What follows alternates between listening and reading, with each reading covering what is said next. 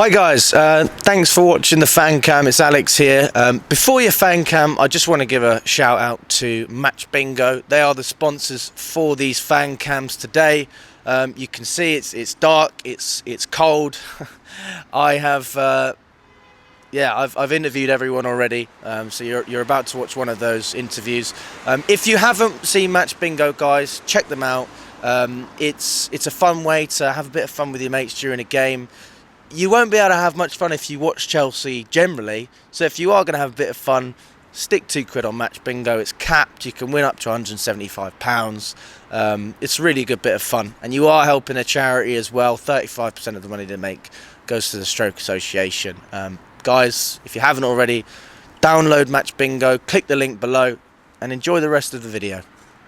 Hello everyone from Chelsea Fan TV. My name is Alex. I'm standing outside someone's house, but Brentford Stadium's in the background over there. We've just drawn 2-2 against Thomas Frank's side.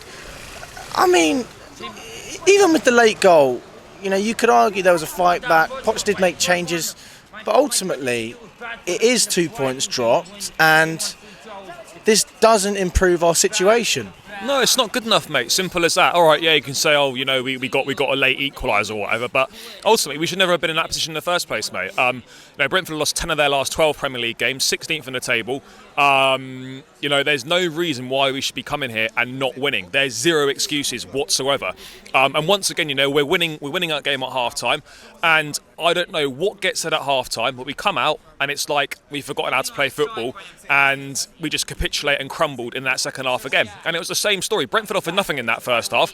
A couple of overhead kicks from Visser, and then second half, mate, they just, I don't know, they were bang up for it from the off, and I think they sensed that we were maybe there for the taking, and they took full advantage of us, and we looked absolutely pathetic, mate. And ultimately, it's not good enough. And the manager, I'm sorry, like, one, why have we gone to a back three to begin with?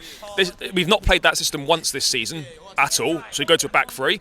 We had two attacking players on the pitch, which I think really affected us in the first half. Gusto was I thought had a very good game, brilliant cross for the Jackson goal, but and the midfield three were okay in that first half, but it massively limits you attack-wise. You're really reliant on the wing-backs, and it's a system we've not played all season, so I don't quite understand why today was the day to do that. Just going back to that, sorry to interrupt you. We went 1-0 up with that system, and with a back three, you said we were limited in terms of attack, but we should have been solid defensively, and we still conceded that silly goal. I don't know what we were playing. I think it was it Caicedo? It was Chalobah, Caicedo. It was Chalobah, Caicedo, and Disasi. First Chalobah gets spun, then Caicedo doesn't clear the ball, and then Disasi's sleeping in the box. Just a catalogue of errors again. But why are we surprised, mate? That always happens. It seems to be come out in second half and we just forget how to play and we crumble. And that was exactly the same again today. Pretty much played off the park for large parts of that second half. And I'm sorry with the manager, mate. Everything's reactive. Why is nothing proactive? Why wait until we're losing to then make changes and go to a system that we know and we suddenly look better? Why is everything too little, too late all the time? This is my big problem, mate. In-game management is so critical as a manager, and time again, Pochettino gets it wrong, and it's not good enough, mate. You need someone with good in-game management. You're not going to get it right every time, but you cannot just be reactive with your subs every single game, and that's exactly what's happening, mate. Waiting until it's too late. I mean, I find it impossible to defend him for his in-game management. You know, the reason I've backed Pochettino over the course of the season is based on what he's done with teams and bringing them up, you know, because we were never a solidified European team, not with these players, not with this ownership. So I thought, and I say that, I thought that he would be one of the perfect managers to do that. That being said, I never wanted him, but I still believe you have to back your manager. How many times do you have to get it wrong, though, before even people like myself, how do you support that? You can't, mate. It's very, very difficult to make a case for it. It really is. I mean, I get it. On the one hand, it's a complete embarrassment to sack another manager. It is. You know, you've got the ownership come in and they preach a long-term project, and what? You sack this manager, they've gone through 3 managers in 2 years of ownership. Like, do you know how embarrassing that is and how stupid we look for doing that? And this ownership were meant to come in, bring stability, longevity, support the manager they had. But you know what? I mean, it's obvious. They gave him They gave every manager an impossible job and expected wonders. And no wonder, the fans have been expecting things. Look what we're hearing in the press. Look at the signings that we've been rumoured with. Look at what Pochettino said in pre-season. We were meant to be up there, mate. And now, I'm not going to lie to you, for the first time this season, and I'm sorry to go on a tangent, this is your fan cam, I feel similar to last year at the end of last season. Do you remember when we lost to Arsenal away? Do you remember that feeling? No hope. And apart from the FA Cup, that's how I feel. Mate, that's all that's left now. It's the FA Cup or bust this season. I think the league's done. These games are pretty much nothing games now. Look, Europe's not completely gone, but once again, another opportunity missed. Teams in and around us dropping points, and we just can't take advantage of it. It's as simple as that. But I do agree, he's not been given. All the managers that have been here under this ownership have not been given the tools to be able to compete where the fans want the club to be. I also think there's a massive problem with a lot of this fan base that don't know how to support the team. I get it, you pay your money, you're allowed to express your feelings, but pining for the past is going to do absolutely nothing. Abramovich is not here anymore. Jose Mourinho's not coming back. And Bowley as well, right? He's going to regret having his face plastered over the ownership because he's got a minority stake. Like the main guy, Iqbali, he's got, controlling stake in the club and he's the one making a decision. So I don't know, people need to understand they shouldn't be directing their anger at Bowley. He's taking a back seat now. He's only got a minority stake in the club because his face is plastered over everything. The hate gets directed at him. But yeah, look, ownership have got to stand up and be counted. They need to come out and communicate with the fans. You either back your project and believe in what you're doing, or you rip it up and you start again. And I don't believe the latter is going to happen because you're too far down the road now on that. Well, the thing is, it's a lose-lose situation in the short term because fans are going to go, well, you're stupid for even trying to do this project in the first place. We were the best run club in England, the whole of the Premier League. I mean, you could potentially say Man City, but that was over a 10-year period. We were the best run club for 20 years, and in the space of 2 years, we are slowly but surely becoming irrelevant. And if we continue this way, Charlie, for another few years, we won't be in the back page of the newspaper because nobody will care because it happens every week. And that's my concern. Because of course people are going to say all types of things on social media, but how long before this is the norm and Chelsea aren't expected to win these games? And I mean, I can't believe I'm saying it. It is the norm right now, mate. Did we really think we'd come here and win today? Let's be brutally honest. I thought maybe we might nick a narrow win, but we haven't got confidence coming into these games, and that's where we're at right now. Look, football is cyclical. Every club will go through a down period, and unfortunately, it's our turn right now, and it appears to be maybe worse than other teams' down periods. But Arsenal have been in the doldrums for years, as were Liverpool. United are still in the doldrums. It happens. But I mean, this is twice as bad as they've gone through. I mean, I've not followed those too closely, but yeah, look, this is the second season of us being in the shit.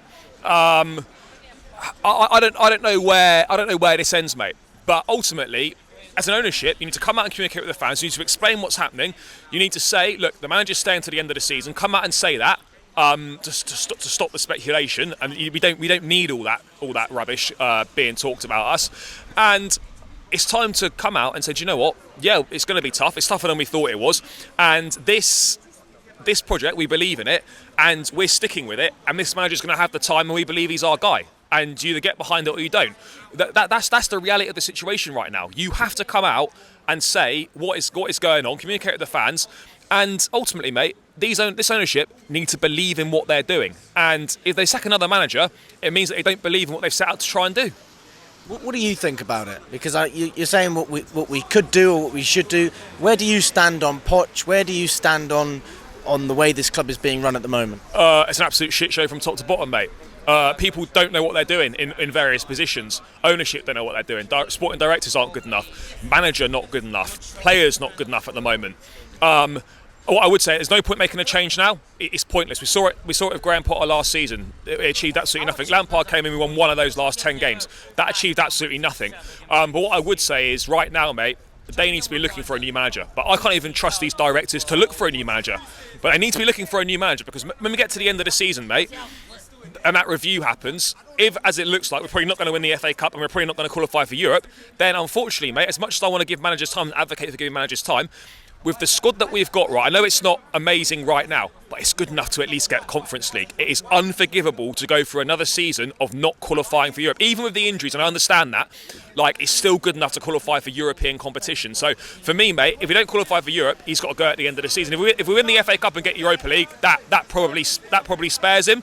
Whether it should or not is another question. I'm not seeing enough improvements anywhere on the pitch. Not seeing enough improvements in tactical side of things. Not seeing enough improvement in game management. I'm not seeing enough improvement across the squad.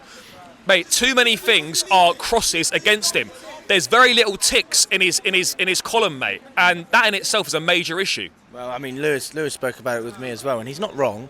You know, Pochettino had his best years at Tottenham, and that's a few years ago now, and slowly but surely, you know, the past is not as relevant as the present because we're not seeing anything like we saw at Tottenham, which is quite embarrassing, really, considering we've laughed at Tottenham for all these years. We can't even beat them in the table. We can't even compete with those teams. We play football nothing like what Postecoglou's doing, and it's his first season at Spurs. Why is it such a split with Pochettino? I think ultimately, mate, I think the expectations were probably unrealistic at the start of the season. If we're brutally honest looking back now, I think we probably thought we were going to be a lot better than we were. I think a lot of people, myself included, underestimated the task at hand at the club.